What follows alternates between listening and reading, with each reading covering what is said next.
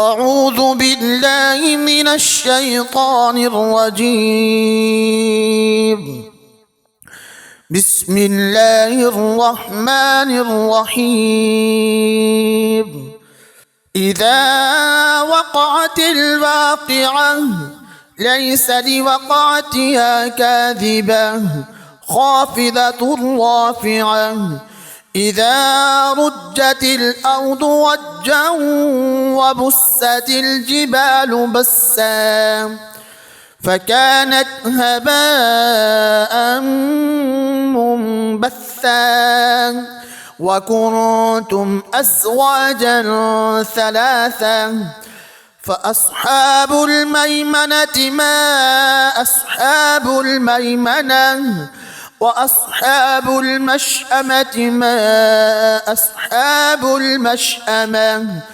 والسابقون السابقون أولئك المقربون في جنات النعيم ثلة من الأولين وقليل من الآخرين على سرر موضونة متكئين عليها متقابلين يطوف عليهم بلدان مخلدون بأكواب وأباريق وكأس من معين لا يصدعون عنها ولا ينزفون وفاكهة مما يتخيرون ولحم طير مما يشتهون وحور عين كأمثال اللؤلؤ المكنون جزاء بما كانوا يعملون لا يسمعون فيها لغوا ولا تأثيما إلا قيلا سلاما سلاما وأصحاب اليمين ما أصحاب اليمين في سدر مخضود وطلح منضود وظل ممدود وماء مسكوب وفاكهة كثيرة لا مقطوعة ولا ممنوعة وفرش مرفوعة إنا أنشأناهن إنشاء فجعلناهن أبكارا عربا أترابا لأصحاب اليمين ثلة من الأولين وثلة من الآخرين وأصحاب الشمال ما أصحاب الشمال في سموم وحميم في سموم وحميم وظل من يحموم لا بارد ولا كريم إنهم كانوا قبل ذلك مترفين وكانوا يصرون على الحنث العظيم وكانوا يقولون إذا متنا وكنا ترابا وعظاما أئنا لمبعوثون أو آباؤنا الأولون قل إن الأولين والآخرين لمجموعون إلى ميقات يوم معلوم ثم إنكم أيها الضالون المكذبون لآكلون من شجر من زقوم فمالئون منها البطون فشاربون عليه من الحميم فشاربون شرب الهيم هذا نزلهم يوم الدين نحن خلقناكم فلولا تصدقون أفرأيتم ما تمنون أنتم تخلقونه أم نحن الخالقون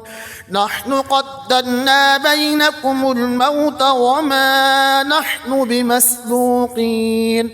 على أن نبدل أمثالكم وننشئكم فيما لا تعلمون ولقد علمتم النشأة الأولى فلولا تذكرون أفرأيتم ما تحرثون أأنتم تزرعونه أم نحن الزارعون لو نشاء لجعلناه حطاما فظلتم تفكهون إنا لمغرمون بل نحن محرومون أفرأيتم الماء الذي تشربون أأنتم أنزلتموه من المزن أم نحن المنزلون لو نشاء جعلناه أجاجا فلولا تشكرون أفرأيتم النار التي تورون أأنتم أنشأتم شجرتها أم نحن المنشئون نحن جعلناها تذكرة ومتاعا للمقوين فسبح باسم ربك العظيم فلا أقسم بمواقع النجوم وإنه لقسم لو تعلمون عظيم إنه لقرآن كريم في كتاب مكنون لا يمسه إلا المطهرون تنزيل من رب العالمين أفبهذا الحديث أنتم مدهنون وتجعلون رزقكم أنكم تكذبون فلولا إذا بلغت الحلقوم وأنتم حينئذ تنظرون ونحن أقرب إليه منكم ولكن لا تبصرون فلولا إن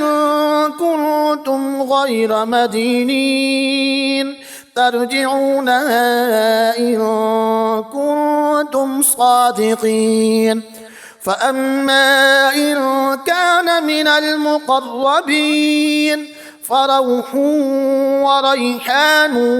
وجنة نعيم وأما إن كان من أصحاب اليمين فسلام لك من أصحاب اليمين وأما إن كان من المكذبين الضالين فنزل من حميم وتسلية جحيم إن هذا لهو حق اليقين فسبح باسم ربك العظيم صدق الله العظيم.